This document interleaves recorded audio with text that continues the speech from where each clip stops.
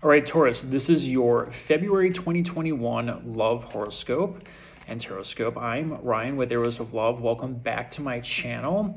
First and foremost, if you like these videos and would like to see more of them, please click that like button and subscribe. It helps the channel and it's very much appreciated from me. All right, Taurus. So the astrology for this month is very much concentrated in Aquarius. There's going to be 6 planets in Aquarius: Jupiter, Saturn, Venus, Mercury, which is also retrograde, and we will talk about that. And then the moon.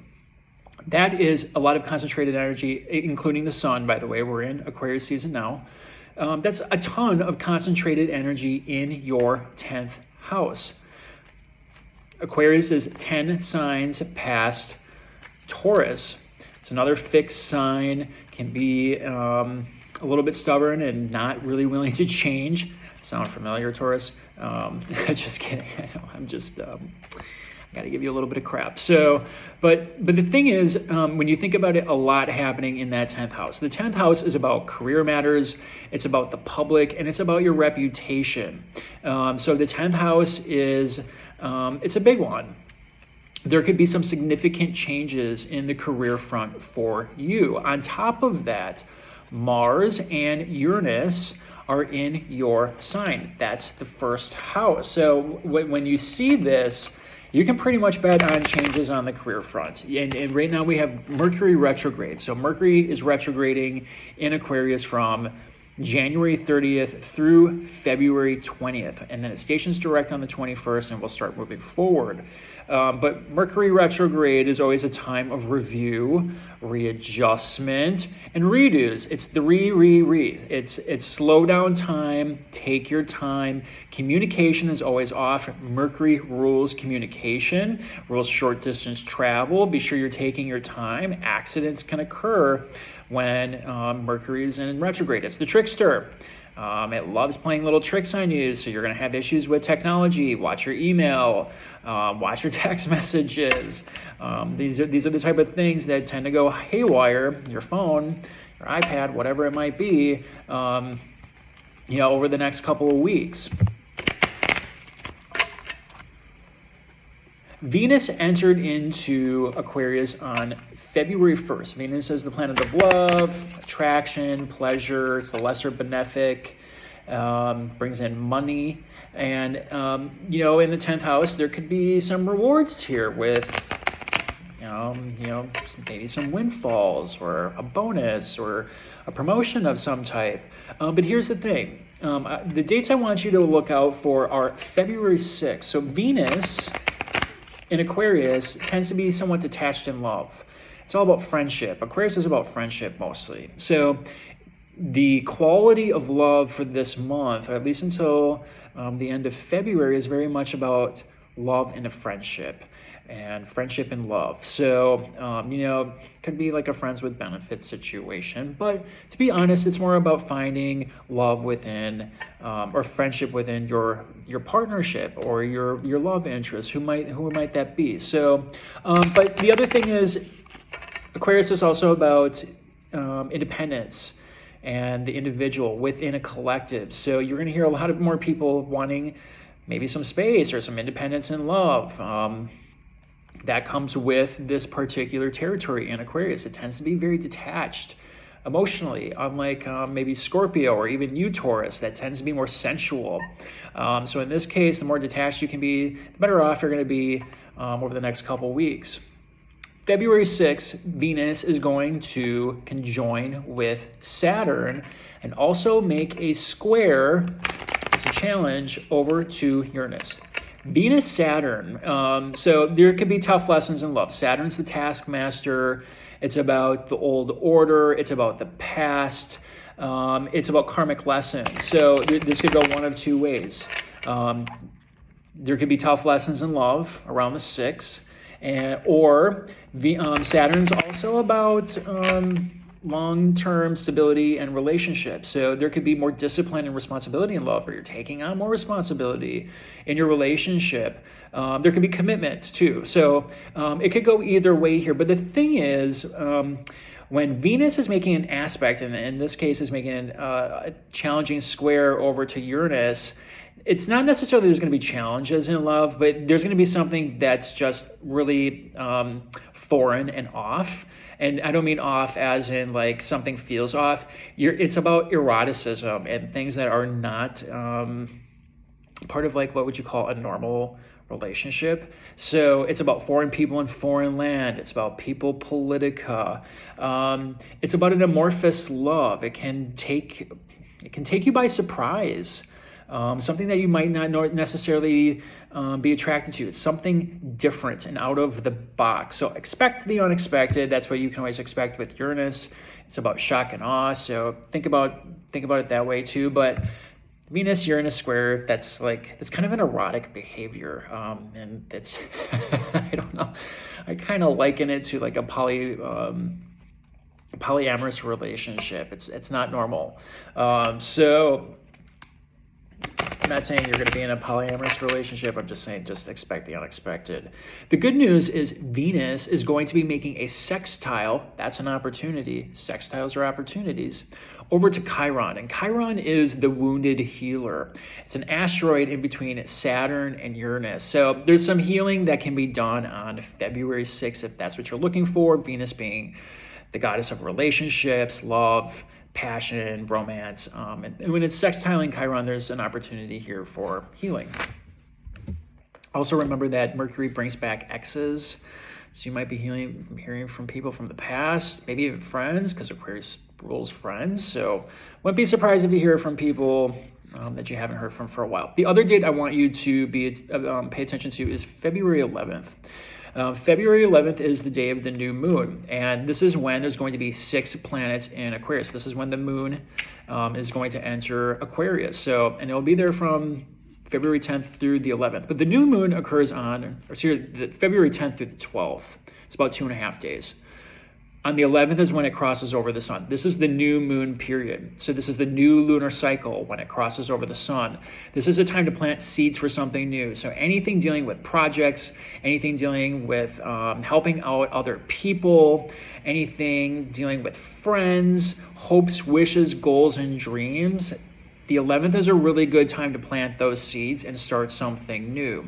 The other really great thing happening on the 11th is Venus is now going to conjoin with Jupiter. These are the two benefics. Venus is the lesser benefic, Jupiter is the greater benefic. So this could be really great, like extravagant type of love, and it's right before Valentine's Day. So it could be something really over the top where you're just like taken away, like kind of having your breath taken away almost. So this is a transit that only happens once a year. Venus crosses over Jupiter only once. So February 11th is when it's exact. So don't miss your opportunity on the 11th. This could be something totally unexpected and very lucky in love. But I want to warn you about one thing that day. Mercury, messenger planet Mercury, which is going retrograde, and its retrograde cycle is going to be making a challenging 90-degree angle over to warrior planet Mars, sitting in Taurus, your sign. Ugh. All I'm going to say is expect aggressive and irritating communication right around the 11th, and it could be something to deal with work. So, because that's happening in your 1st house and your 10th house. So, but generally speaking, there could be some aggressive communication, but there's some really great over-the-top, pleasurable energy on the 11th with that Venus-Jupiter. So watch out. Valentine's Day, right around the 13th, 14th, looks fine. Mercury, in its retrograde motion, is going to conjoin with Venus now. So Mercury's what's on your mind. It's how you're communicating. Venus is the heart. So the heart and the mind are aligned that day. And Mars is going to be making a sextile, again, that's an opportunity, over to nebulous Neptune in Pisces. And this has to do with ego. So the way I read this is transcending any ego issues when you're making decisions. So overall, Valentine's Day looks really nice. But really the headliner for February is going to be this Saturn-Uranus square. These are slow-moving planets. This type of combination doesn't occur very often. So now these two co-rule Aquarius. Saturn's in Aquarius. Uranus is in a debilitated state in Uranus. It does not do well in Uranus. So Saturn represents the old order. Saturn's the past. It's karma. It's structures. It's government. It's the economy.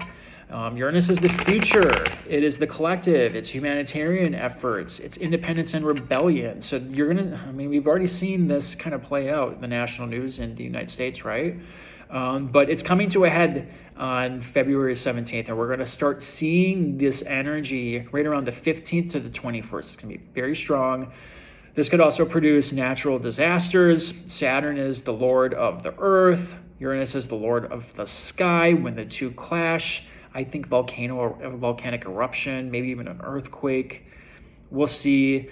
But it's very much a push and pull between structures and freedom, bringing in the new order versus dealing with the old order. And this is going to happen right around the impeachment time.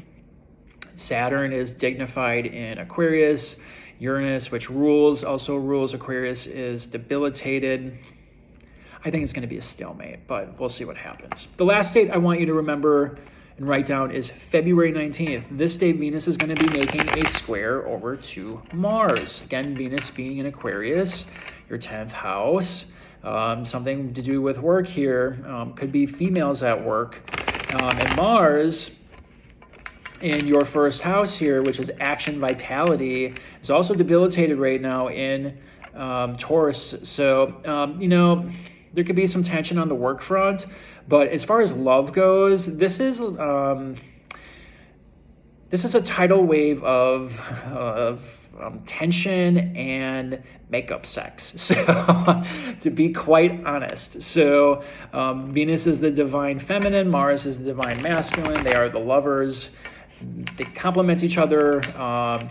They're both passionate lovers and they're both passionate warriors. So, like I said, arguments and makeup sex. So that's what I see. All right, so those are the dates I want you to pay attention to. We are going to do your reading, your tarot reading now, Taurus. I'm going to pull one card from the Angels deck, and then we're going to clarify with the tarot. Not a ton happening in your relationship departments right now, but that doesn't mean love can't be found, right? So let's see what's happening, Taurus.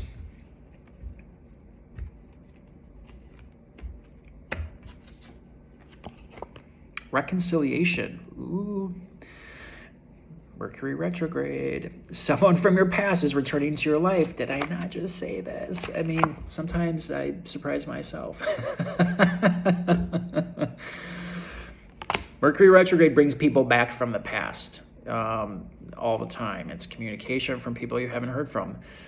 This one is in Aquarius, so it could be a friend, but it could be, a past, lover, ex, whatever. So, but could be some reconciliation. Let's clarify. This is going to be a steamy one. I mean, you are very much in the thick of things with Uranus sitting in your first house and Mars over there making all those squares over to your public reputation. I mean, this one popped out. Ace. Ooh, a new start. A new start. New way of thinking, too. Interesting. Okay. I feel like you've had some difficult readings over the last couple of months, Taurus, so let's see what's going on. 3 of Wands, okay. 6 of Swords. 7 of Cups. Strength. Ooh, and 10 of Pentacles, your last one. Okay. Okay, so this is interesting. All right, so maybe there's a reconciliation that's going to be coming in for you. Like I said, Mercury retrograde, January 30th through the 20th. So that time frame could bring people back. Someone from your past is returning to your life, and they want a new start. They want to reconcile, obviously, but they want something new. And this is something not necessarily on the emotional level, because this is swords. So this has something to do with thought processes. This is giving something a new chance. Maybe they've let go a negative thought pattern that has held them back, or perhaps you back, and they're coming in wanting that second chance. And they've been waiting for a while. They've been looking out. They've been waiting for their ships to come in, or you've been waiting for your ships to come in, looking out into the abyss, wondering what to do next. But they've been giving this some serious thought, and they're definitely leaving something behind. Or you are. The energies are vice versa sometimes here too. So look at this. So you have wands represent passion. It's fire. Swords represent thoughts, action. In this case, it is leaving something behind. It's the man with the woman and the child going to something new. They're leaving an old pattern behind, an old way of thinking behind, maybe an old way of thinking about how a relationship is supposed to be here. Perhaps they're leaving something that's held them back, letting it go. There's been some confusion about this, though. Seven of Cups, this is confusion. Perhaps even some illusion in making a decision to leave something behind. You may think you have options here, or maybe they thought they had options. Maybe they left because they thought they had better options or something like that. But the thing is, if you look closely at this card, look at here. One of these cups has a snake in it. Another one has some crazy mushroom-looking thing. One has a wreath. That's pretty good. But the rest of them, illusions and options, right? Disillusioned. Thinking the grass is greener on the other side. Not always. In fact, most of the time it's not. And perhaps, this person left for something else. They're coming back. And they're summoning some strength here. They're probably a little bit worried that they're going to reject them. Or if it's you, you're summoning that courage to come forth and make that reconciliation. You're taming the beast within. You could be dealing with a Leo. This is also the Leo card. But this takes courage from the other side. You're probably going to hear them out if it's someone coming back. I would say they're going to hear you out if it's you too, because you have the ace, right? If you've weeded out some of these bad cups, and now you realize what it is you want, there's possibility here of reconciliation. It's going to take a little bit of courage, and there's great potential here. 10 of Pentacles. This is everything. I think you got this last time for some reason. 10 of Pentacles is everything. This is the fulfillment card on the highest level. You'll see, it's the couple with, their dogs, and they're counting their pentacles and the beautiful house. This is what you're trying to manifest. This is what you're trying to get to. And it takes courage to get there, but you got to weed out the crap. Or they got to weed out the crap.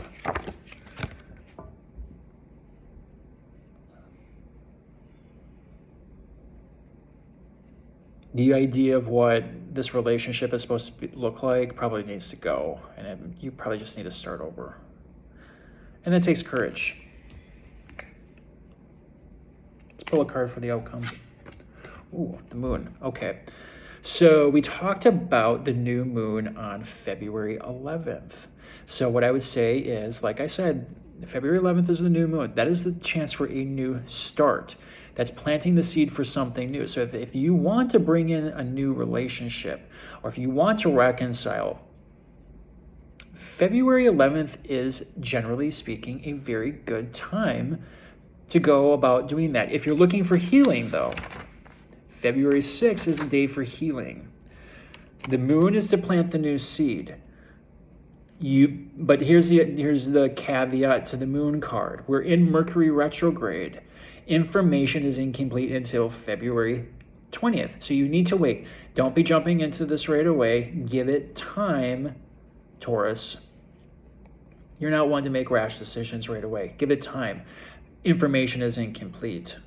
The moon can represent secrets, but in this case, I'm just going to say you don't have all the information until Mercury retrograde is over with. Okay. If you want the new start, February 11th is a great day to do that. Otherwise, you got to move away from something. The idea of what this relationship is supposed to look like needs to go. So I hope you enjoyed this reading, Taurus. Take care of yourself, and we will talk to you next time.